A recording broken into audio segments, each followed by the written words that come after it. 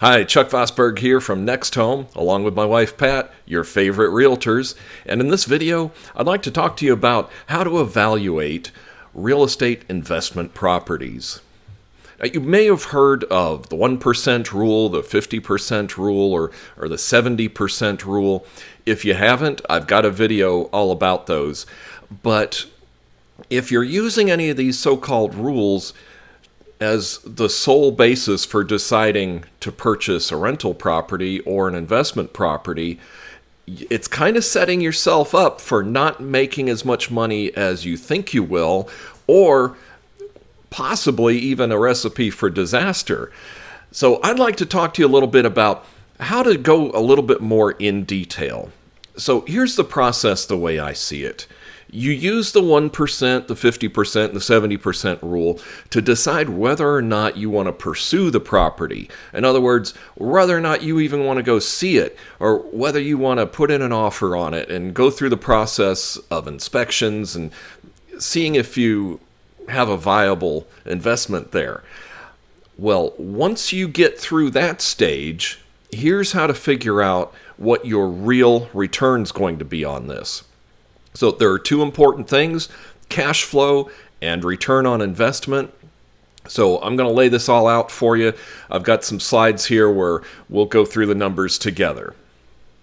I like to call this Chuck and Pat's 4-part real estate investment analysis. So here's how it breaks down. We've got 4 parts that are important to evaluate an investment property. First of all, we have income, then expenses, cash flow, and investment. So let's go through these together and kind of break this down. So income, that's going to be rent, of course. Storage, which if maybe you've got a multi-unit property, you may have storage, or you may even have a laundry or some other things that generate additional income. So you'd put those things in the income category and add those up. And then for expenses, there may be more than these, but see, some of these are things people overlook sometimes. Obviously, you're probably going to have a mortgage. You're definitely going to have taxes. You're definitely going to have insurance. There's going to be repairs and maintenance, utilities, perhaps, if you're paying any of the utilities for your tenants. You may have a homeowners association fee. Perhaps you're going to have the lawn care taken care of by you rather than the tenant. You also have to plan on vacancy, and you may have a management company handle the management. So under cash flow, well, that's the important part to most investors, and that is the monthly income that you're going to get. And that's going to be income minus expenses. Now, as far as the investment goes, this is another thing that people almost always underestimate. Now, you're going to have your down payment. You're going to have a cost for inspections. You're going to have the building inspection, of course. You may have a pest inspection. You might have mold inspection. You may have a sewer inspection. You may have a roofer come out and look at the roof. All of these things cost money, so you need to plan for them. Also, the closing costs. You may have a rehab budget where you're going to fix the place up a little bit, and there may be some other miscellaneous things that are not on my little list here. So let's look at an example. So we're going to take just an average priced house for my area, and so $275,000. And we're going to, for this example, we're going to imagine that we can get $2,000 in rent for it. There's no storage or laundry because it's a single-family home, so our total income per month is going to be $2,000. Now we'll take a look at the expenses, and these are all monthly. So we figured out, and of course this is going to vary. You need to talk to your lender to get this number. Don't just try to make a guess on these things. $850. The taxes, you can look that up at your local tax collector's office website. In this case, for my imaginary property that I've figured out here, is $300 a month for taxes. Insurance, another thing. Do not guess at this. Talk to an insurance agent. In this property is $170. Now, you're going to have big repairs. Things like a new roof, a new air conditioning system. You can plan ahead for those in as far as kind of amortizing it out. But what we do is we figure somewhere between 5 and 10% of the income to allocate to that.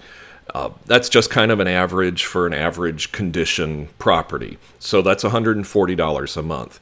Maintenance, that's all the little things that break, the things you have to do to maintain your investment. $100 a month. And just a word of advice on that.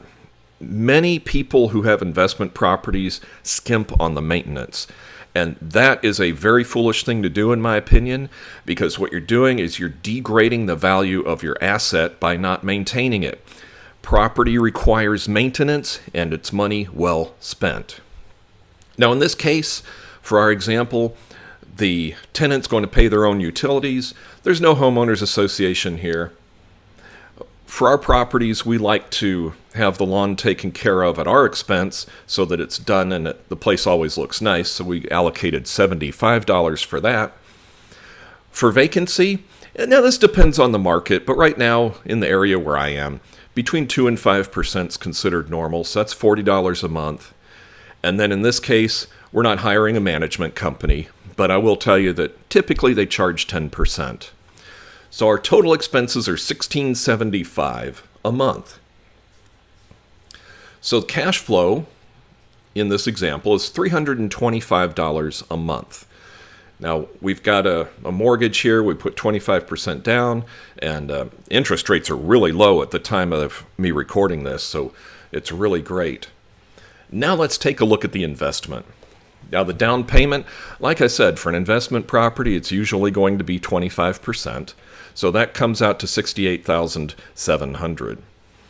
We had $475 worth of inspections. Closing costs amounted to $6,500. And again, do not guess on this. Talk to your title company or your realtor to find these out. We had a rehab budget of $20,000, which makes the total investment $95,675. And then if you want to figure out the return on investment, and this would be an annualized return on investment, we're at 4%. Now, this percentage can be a little bit deceiving because the truth of the matter is, for almost everybody, the cash flow is the important part.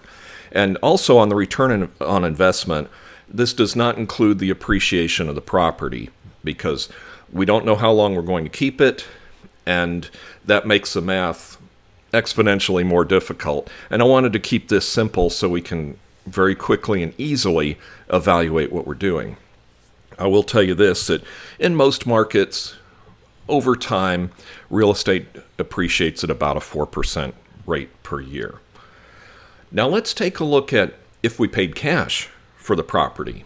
In this example, we're mortgaging most of it, so our monthly income is going to be relatively low. Let's take a look at paying cash. All right, it's the same property for $275,000. Our rent is still $2,000. Our expenses are all the same except there's no mortgage in this case, so our expenses are $825 a month, which gives us a cash flow of $1,175 a month. And as you might imagine, that's a dramatic difference. Now, of course, people can argue all day long about the benefits of paying cash rather than leveraging property. I'm of the opinion that cash is way better because there's a lot less risk. And as you can see, the cash flow is a lot better. Now, again, this isn't the place to argue that point, but let's just look at the numbers. So the investment, well, the down payment is we're buying the thing outright, so $275,000. Inspection, closing cost, rehab, and so forth, that's all still the same. So our total investment is $301,975, which gives us a total ROI annually of 5% rather than the 4% we had before. And just so you know, the way you figure out the return on investment is you take the annual cash flow and divide that by the total of investment, and that gives you your return on investment. So 5% rather than 4%. Whether or not that's a good return, that's up to you. But again, it's the cash flow that really matters most for most people. Now let's take a look at this just a little bit further.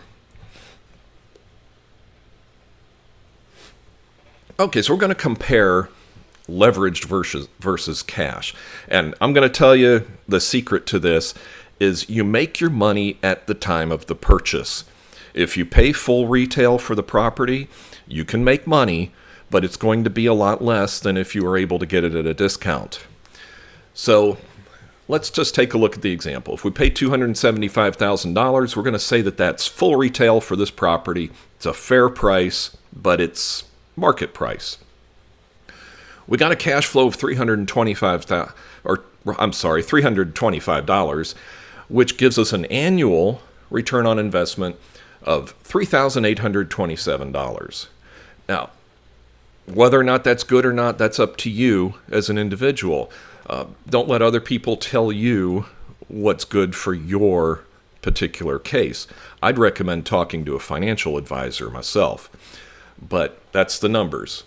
Now, if you have cash, the cash flow, again, is $1,175, which gives us an annual return on investment of $15,099. So that's pretty good. I would call that a decent investment.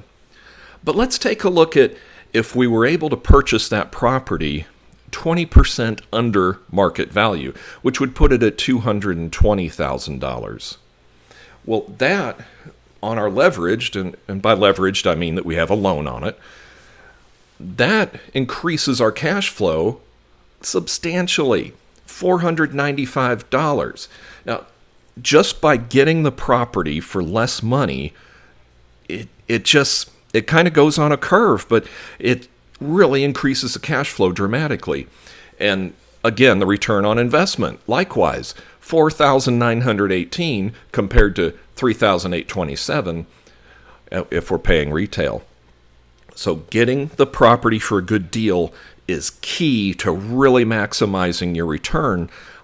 Now, of course, it depends on the market. Sometimes you have to pay retail because of market conditions. That doesn't mean you shouldn't invest. That just means that the conditions are such that you're not going to get quite as much as you could if it were a buyer's market.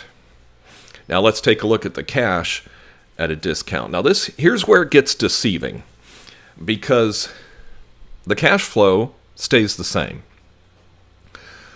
The return on investment, $12,349,000, is actually less than the cash at paying retail. Now, all the use other people's money people point at that and go, see, that's why you should use other people's money. That's why you should get a loan. But I want to remind you, this is leaving you $55,000 in the bank that you didn't have before. So of course the ROI is less. It's a percentage of less money. So again, I believe, all things considered, especially if you factor in appreciation, paying cash is better. But that's up to you. So I hope this helps you out. So let's just review real quick. Income minus expenses gives you your cash flow. Your cash flow divided by your total investment equals your return on investment. And if you're like most investors, the cash flow is the important part of this equation, but don't overlook your investment part, because that is money that you're going to have to come up with when it's time to buy the property. So I hope this helps you out. If you have any questions at all, let me know. Put them in the comments, subscribe to the channel, and we're happy to help you out. No kind of strings attached. Any questions, we are at your service. So for my wife Pat and I, thank you so much for listening. Bye-bye.